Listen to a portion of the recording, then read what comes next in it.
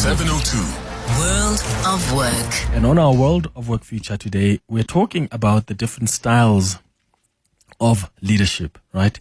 We're discussing self-oriented versus others-oriented leadership. Have you ever thought of the leadership style that you have or the leadership style of your bosses?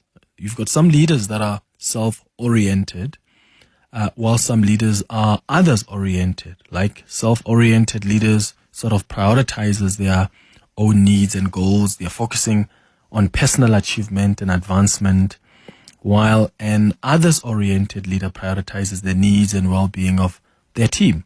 They're actively supporting their development and success, often putting the group's interests ahead of their own.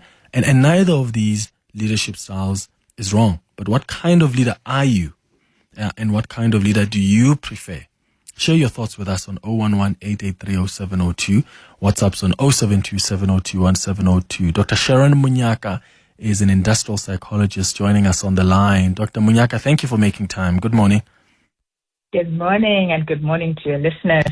Yeah, we always compare the two leadership styles, right? And think, this one is bad or this one is not. We prefer this over the other. Are any of these styles bad? Not necessarily. So context is key, because there are going to be moments where, like you rightfully put in, you've got to set the goal. So as a self-oriented leader, you are going to need to make decisions in some context, but you need to understand when to pull back. The other-oriented leaders,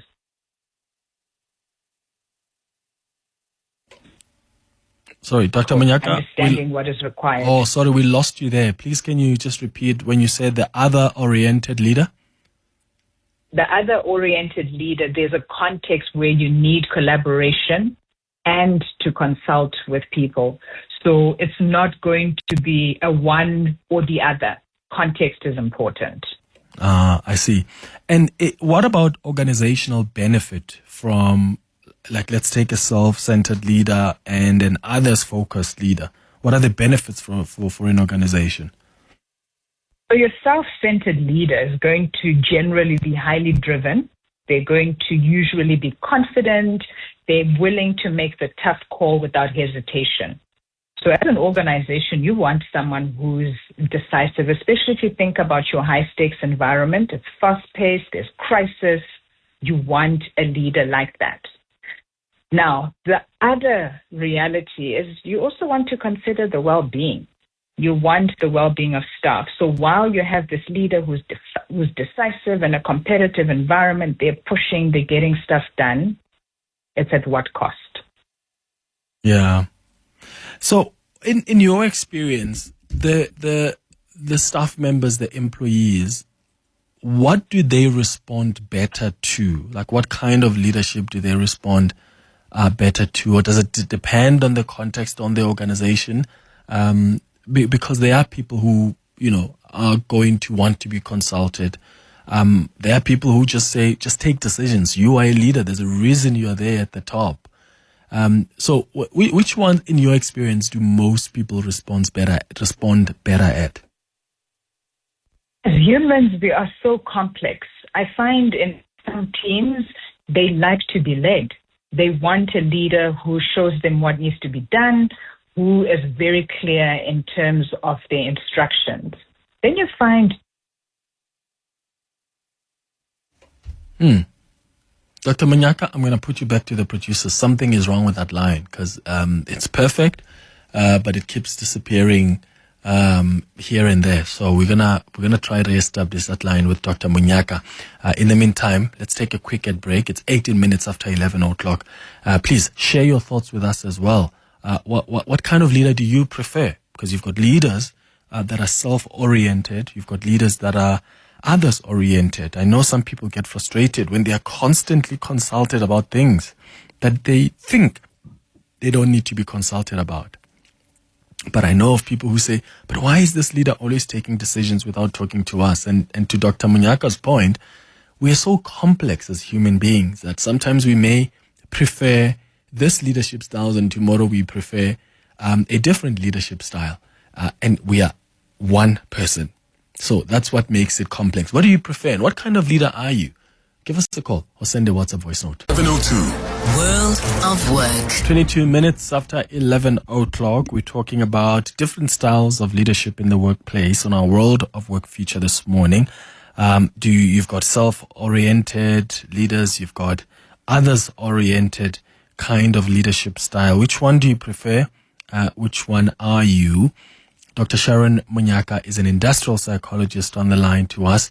Dr. Munyaka, I'm going to give you an opportunity maybe to finish off your thought because you got cut off there towards the end. Apologies for that. So we were talking about the self-oriented lead and the advantages of having that leadership style. So if you think about industries like in finance, it's time sensitive. We're not going to have time to sit, hold hands and like, okay, guys, it's any vibe. No, a decision needs to be made. If we're thinking about, technology or construction where there are real issues with timing, you will need a leader who is decisive. But there are other environments where you are saying, okay, we want to push through this particular initiative. It's a behavioral change. We've got to think about the timing. When is the best way of going in? That could allow for some consensus and an opportunity for people to co-create the solution.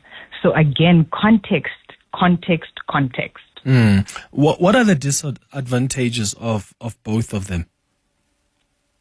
Well, so the disadvantage comes when the leader does not know when to apply which leadership style. So if my team is, let's say it's new, they've just come together, we're still trying to establish trust, their group dynamics, I can't just come in and expect people to get on with it, give an instruction and go. As a leader, I need to understand what are the needs of people? Who is in my team? What are the things that are important for them? Who needs clear instructions? Who is confident in their skill set and is able to work independently? And that takes time. You're not dealing with robots. So a leader who's able to do a dance with these leadership styles is going to be more successful than one who just goes in and use any style arbitrary. Yeah. I've got some WhatsApps that have come through on 072 702 1702. Good morning, Clement. My name is Dr Manyathela and I am speaking to you from Monjo in Johannesburg. I'm the chairperson of Sipukubye Soccer Legends. It's an NPO organization that is based in Polokwane. As the chairperson, I lead from the back. What do I mean by that? I mean that I take decisions based on what majority of the EXCO are saying. What I do not take is when they try to bend the constitution. There I don't agree with them. I will never agree with them, and they know it because I am there to protect the constitution. But with regards to other things, they decide on what to do.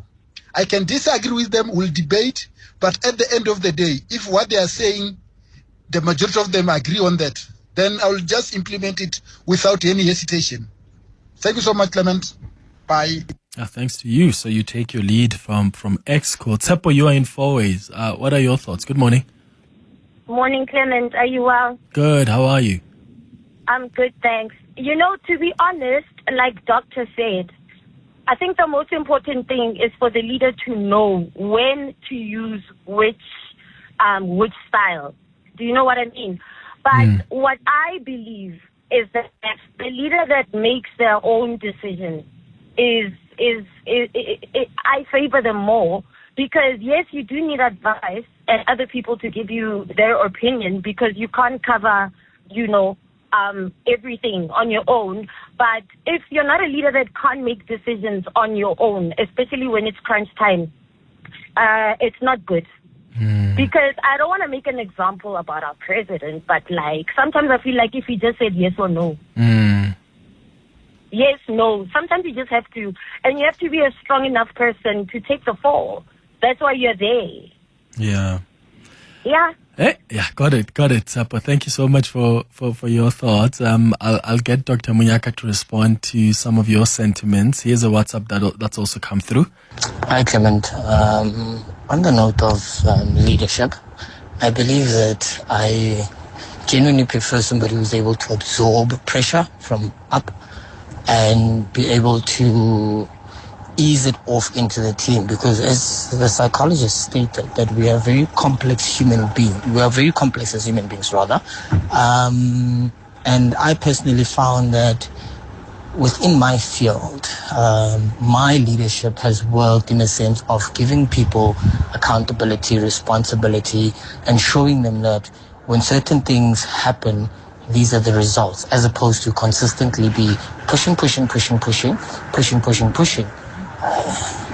People become despondent when you keep on pushing the same agenda, same thing. And I like to say the definition of insanity is doing the same thing over and over and getting the same results, like Einstein said. So do the same thing, but try to get different results and try to tweak it a little bit. That would work. Dr. Munyaka? So my sense is self-awareness, if we have leaders who are listening and on the call. When you are in the leadership role, it's less about your technical capability, especially the higher you go up, but your ability to hold the vision of the organization or institution that you are leading. And sometimes what people don't know is, depending on where I'm standing on the mountain, I have a different view. So the pace of responding, the pace of doing certain or making certain decisions is based on information that's accessible. So the self-awareness of the leader becomes critical, because they know the people are losing trust. People are losing confidence. I need to communicate. I need to update that, okay, we are still working on this. I will update you. Even when you don't have the full picture, there's something around closing that loop and taking people along. There are moments where you do need to be decisive and firm, because it also inspires confidence in people that you are leading. Like, the leader is taking the ship in that direction. So leadership is a dance. It's a dance of learning, because you are going to make mistakes, but learn from the mistakes and do better. And the last comment, Clement, if we think about Africa, I think our gift to the world is Ubuntu, where we know that my well-being is intrinsically tied into yours. So if we use that as part of our leadership lens, imagine the policies that we're making, the decisions that we're making. We understand they go beyond me as the individual. Absolutely. Dr. Sharon Munyaka, thank you so much for guiding us through this conversation. Dr. Munyaka is an industrial psychologist. That takes us exactly to 11:30.